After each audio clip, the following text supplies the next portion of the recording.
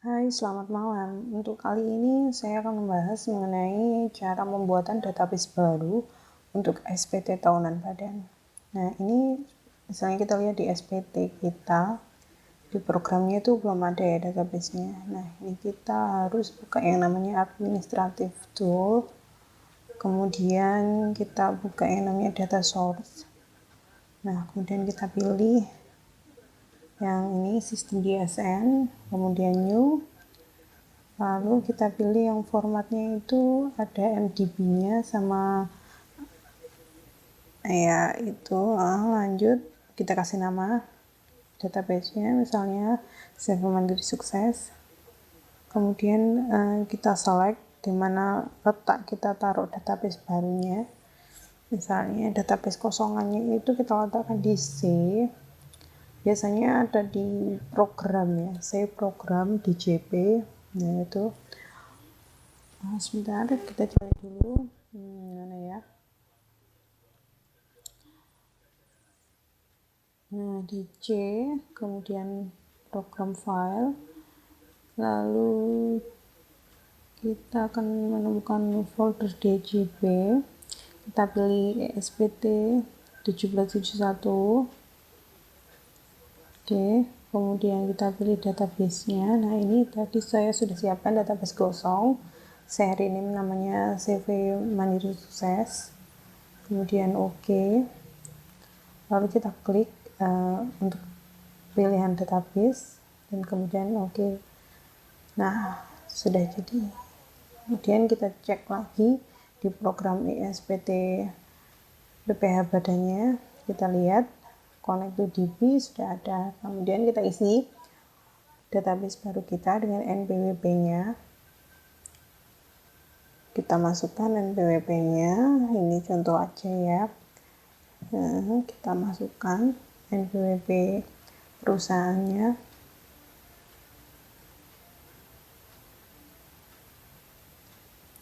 Oke, setelah itu kita masuk di profil wajib pajak.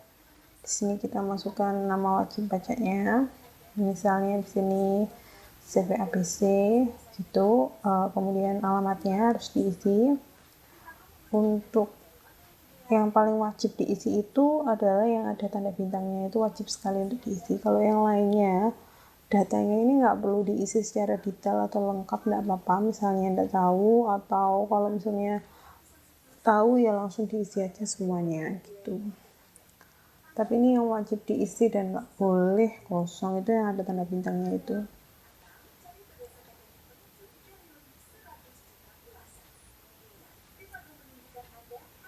Nah, ini kita isi semua datanya, kelurahan, kecamatan, kota, kode posnya misalnya nggak tahu, diisi aja 000.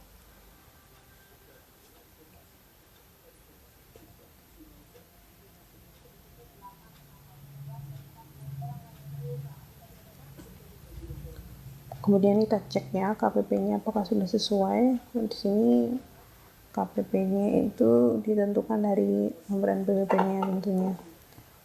Kemudian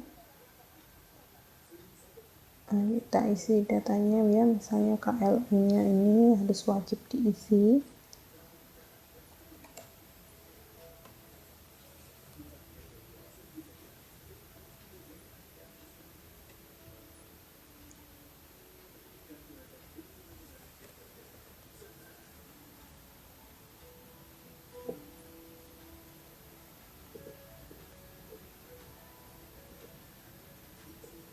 Jenis usahanya juga jangan lupa diisi ya, jasa atau dagang, industri. Biasanya itu di SKT di sebelahnya kode KLU itu ada jenis usahanya. Nah, ini kita pilih ya, BUT atau non BUT.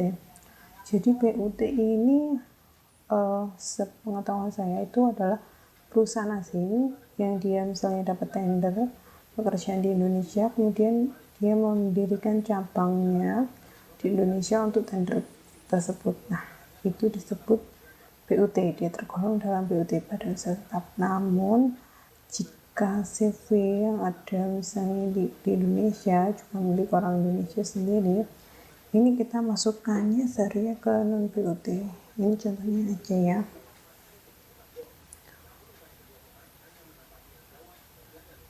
Kemudian ini kita pilih jenis laporan keuangannya, ini perusahaan apa, non kualifikasi jika di antara pilihan yang disediakan itu tidak ada.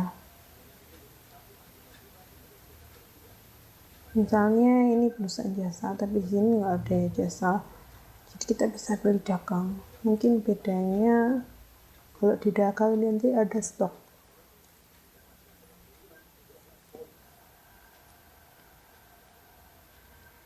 Tapi kita bisa isi stoknya dengan stok perlengkapan atau alat bantu ya misalnya.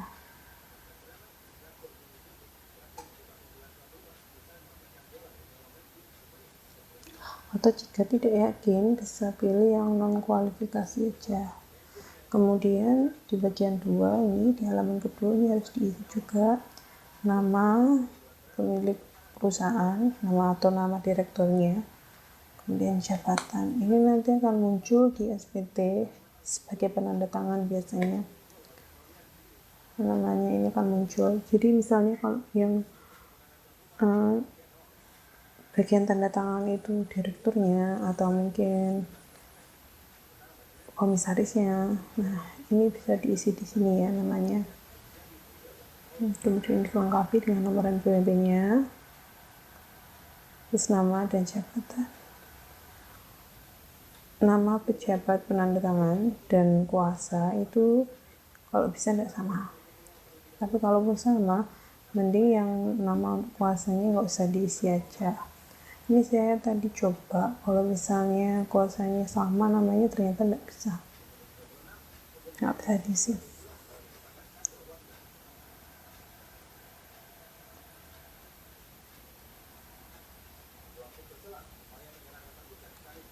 Maaf ya prosesnya agak lama jadi bikin ngantuk ini. Saya sendiri sampai ngantuk.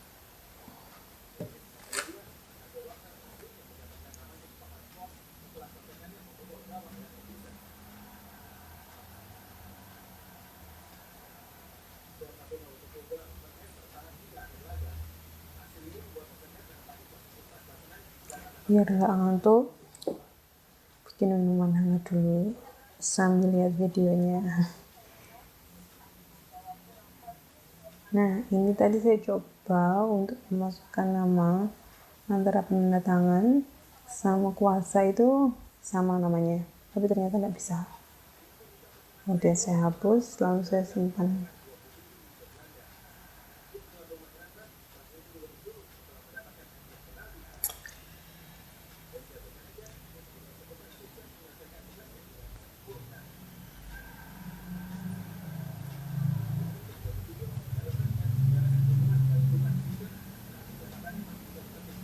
Nah, ini udah jadi database yang baru ya.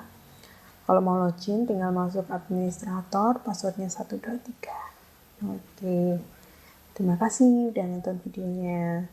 Next kita bahas untuk pengisian SPT tahunan pada. Terima kasih.